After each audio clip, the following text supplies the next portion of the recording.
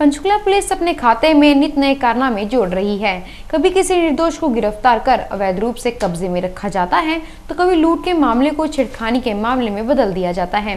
पुलिसकर्मियों की इन्हीं कारगुजारियों से परेशान होकर बरवाला क्षेत्र के कुछ लोगों ने एसपी के दरबार में शिकायत लगाई है। खटौली गांव में 3-4 दिन पहले हुए एक लूट की वारदात को पुलिस ने छेड़छाड़ का मामला बना दिया है। यही शिकायत लेकर आज रायपुर रानी के नजदीक खटौली, बड़ौंगा व आसपास के कई गांवों से कुछ लोग एसपी पंचकुला मनीष चौधरी से मिलने पहुंचे। तो केस था ना हमारा, वो अब वो छेड़छाड़ कर ना छोटा कर दिया तो उनकी जमानत होगी, तो जो केस मतलब बना था वो रहा नहीं। मौके पर मौजूद गांववासी कुसुम लता ने दिन भर की टीम को बातचीत के दौरान बताया कि 3-4 दिन पहले कुछ युवकों ने मारपीट कर 50,000 रुपए लूट लिए थे। वे उनका मोबाइल भी लेकर बाइक से फरार हो गए थे। मोटरसाइकिल वाले थे, उन्होंने मानो आगे से रोक के एकदम मारे पिटिया, लूट लिया, चप्पी करी हमारे साथ है।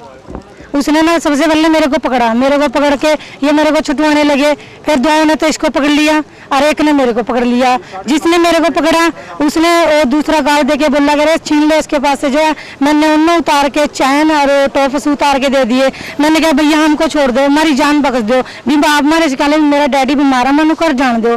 तो उन्होंने फिर ना मेरे को बाल पकड़ लिए, लेके भी उस्मान बाल पकड़ लिया, मेरे को नीचे गिर लिया। फिर इन्होंने ना उसके बाल पकड़े लड़के के, तो उन्होंने बाल पकड़ कर उसको फिर नीचे गिर लिया। फिर मैंने उसके कपड़े फाड़ दिए लड़के के, जोन ने मेरे को पकड़ा था। हाथ पे गुट्ठे में मैंने उसके बुड़का मारा। तो फिर मैंने दोनों ने उस लड़के को घेर लिया, इसने और मैंने, तो छूट गए थे दोनों के पास से। तो फिर उन्होंने इसकी पीठ में ये नहीं पता राड मारा क्या मारा, बस ये इनकी एक हड्डी फ्रैक्चर आ गई, इनका बेल्ट लगी हुई है। अरे इधरली साइड मेरी बहुत मारा उन्होंने मेरे। बड़ौंगा गांव के सरपंच रामपाल ने बताया कि बाद में उन युवकों को मोबाइल ट्रेस कर पकड़ लिया गया और उन पर 392 के तहत लूट का मामला दर्ज कर देना चाहिए, लेकिन उन पर छेड़छाड़ का मामला दर्ज किया गया है, जो कि सरासर गलत है। उन्होंने एसपी से मांग की है कि इस मामले की दोबारा जांच की जाए और दोषियों पर सही मामला दर्ज हो। इस पर एसपी ने उन्हें आश्वासन दिया है कि वे इस मामले के लिए डीएसपी हेडक्वार्टर को जांच के निर्देश देंगे और उसके बाद दोषियों पर उप कार्रवाई की जाएगी।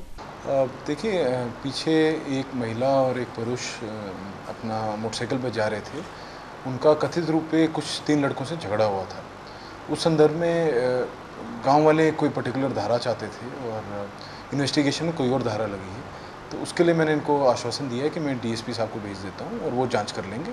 उनकी जांच में जो धारा बनेगी जायज़ धारा लगाई जाएगी। ब्यूरो रिपोर्ट दिन भर। पंचकुला सेक्टर 5 स्थित परेड ग्राउंड में रविवार से भगवत गीता का आयोजन होने जा रहा है। इसमें 2100 कलश के साथ 108 भगवत का शुभारंभ हो रहा है। रविवार से पंचकुला सेक्टर 5 स्थित परेड ग्राउंड में परम पूज्य गुरुदेव श्री स्वामी परम ज्ञानानंद पुरी जी महाराज की जन्म शताब्दी के अवसर पर पूज्य स्वामी सुरेश्वरानंद जी द्वारा भागवत कथा का विशाल आयोजन होने जा रहा है। इसमें 2100 कलश के साथ 108 भागवत का पारायण हो रहा है, जिसमें हरिद्वार व काशी से 150 विद्वान ब्राह्मण आ रहे हैं।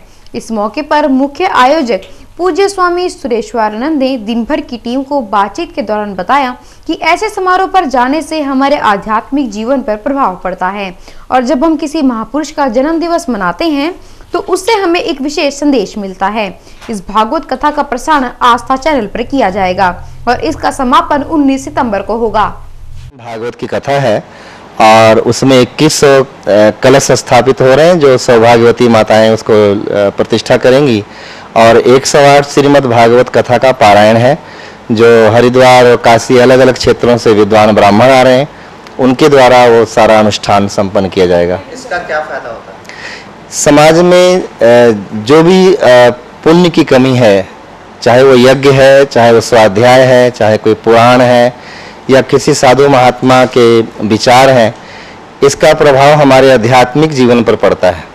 आज भौतिक जीवन में हम सभी लोग ग्रसित हैं, अध्यात्म की तरफ हमें कोई ना तो बोध है, ना समझ है, ना ही इंटरेस्ट है अंदर से।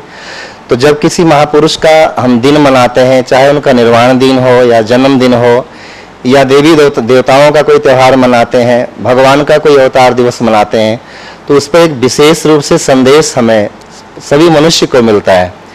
उस संदेश की आवश्यकता है। आज हम उस संदेश को इग्नोर कर रहे हैं। सारा समाज ही ऐसा व्यस्त जीवन चला हुआ है तो महाराज जी के जन्म दिवस को लक्ष्य के रूप में रखते हुए हमारा जो लक्ष्य है कि अपने नगरवासियों को श्रीमद् भागवत का और गुरुदेव का जो उनका जीवन चरित्र रहा है, उनका एक एक क्षण समाज के लिए रहा है। बचपन में उन्होंने घर छोड़ दिया, माता पिता की इकलौती संतान थे वो, और इतनी घोर साधना किया उन्होंने। काशी में रहे, गंगा में रहे, जंगलों में रहे, वो सब कुछ छोड़ करके वो त्यागी वैरागी बने रहे।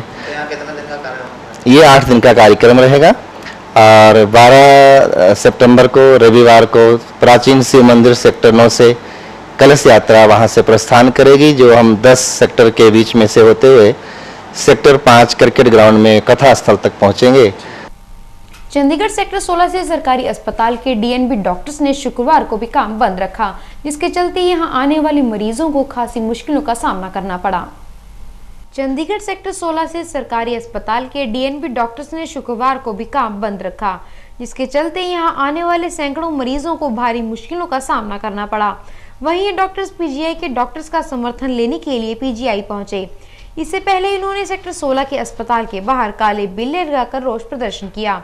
ये डॉक्टर बुलबुल की नवजात बच्चे की मौत के मामले में इनका नाम घसीटे जाने के लिए खासे नाराज हैं। इनका यह भी आरोप है कि इनसे अस्पताल में अन्य डॉक्टर्स के मुकाबले ज्यादा काम कराया जाता है। इससे पहले यह छात्र हड़ताल के मूड में अस्पताल में इधर से उधर चक्कर लगाते रहे। पहले उन्होंने मेडिकल सुपरिटेंडेंट को पत्र लिखकर रोष जताया, जिस पर मेडिकल सुपरिटेंडेंट डॉक्टर राजीव वदेरा ने सलाह दी कि लिखित शिकायत देने पर उन पर एक्शन हो सकता है। बेहतर है कि वे छुट्टी के लिए अप्लाई कर दें। यह डीएनबी डॉक्टर गायनेक, ऑर्थो और मेडिसिन विभाग के हैं। मेडिकल सुपरिटेंडेंट को लिखे पत्र में छात्रों ने लिखा है कि बुलबुल प्रकरण से इनका कोई लेना देना नहीं है, बावजूद इसके उनके नाम इससे जोड़ दिए गए हैं। इस वजह से वह तनाव का शिकार हो रही हैं। बताया जा रहा है कि यह सभी छात्र नगर प्रशासक से भी मिलेंगे। गौरतलब है कि जीएमएसएस 16 में बुलबुल की नवजात बच्चे की मौत हो गई थी। बुलबुल ने आरोप लगाए थे कि यहाँ डॉक्टरों ने उसे गुमराह किया। गृह सचिव रामनिवास ने एडीसी पीएस शेरगिल और GMSS 32 director principal doctor Raj Bahadur को इसकी जांच के आदेश दिए थे, जिसमें डीएनबी छात्रों समेत डॉक्टरों पर क्रिमिनल चार्जेस लगाने की सिफारिश की गई है। ब्यूरो रिपोर्ट दिन भर।